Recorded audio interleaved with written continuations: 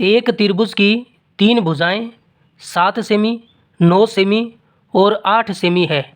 त्रिभुज का क्षेत्रफल कितना होगा? त्रिभुज की तीनों भुजाएं हमें दी गई है। हम एक त्रिभुज बना लेते हैं ए बी सी।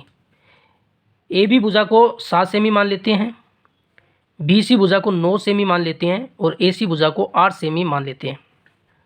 हमें ज्ञात करना है त्रिभुज का क्षेत्रफल।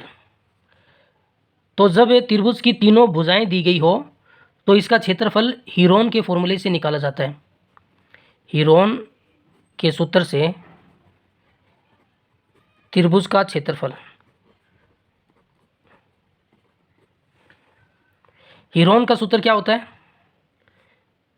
इसका क्षेत्रफल ज्ञात करने का फॉर्मूला क्या है? S minus A, S minus B, S minus C. A B C क्या है? त्रिभुज की भुजाएं हैं। ए का मान 7 सेमी है, बी का मान 9 सेमी है और सी का मान 8 सेमी है। तो यहाँ पर हमें एस का मान भी निकालना होगा। एस का फॉर्मूला क्या है? ए प्लस बी प्लस सी बटे 2। एस होता है त्रिभुज का अर्ध परिमाप। ए प्लस बी प्लस सी इतना मान अगर हम निकालें, तीनों भुजाओं का जोड़ करें, तो वो होता है त्रिभुज का परिमाप।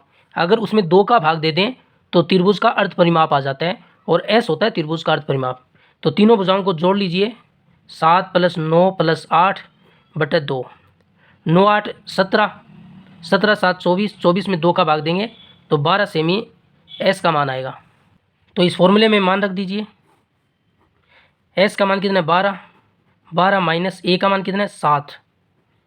एस का मान 12 माइनस बी का मान कितना है? 9। 12 माइनस सी का मान कितना है? 8। इसको हल कर लीजिए। 12 मल्टीप्लाई, 12 में 7 गया 5, 12 में 9 गया 3, 12 में 8 गया 4। 12 को हम क्या लिख सकते हैं? 4 गुणा 3 लिख सकते हैं, फिर गुणा 5 गुणा 3 गुणा 4। 4 का वर्गमूल हम जानते हैं कितना होता है? 2 होता है। ये 3 और ये 3, इन दोनों में से एक बाहर आ जाएगा।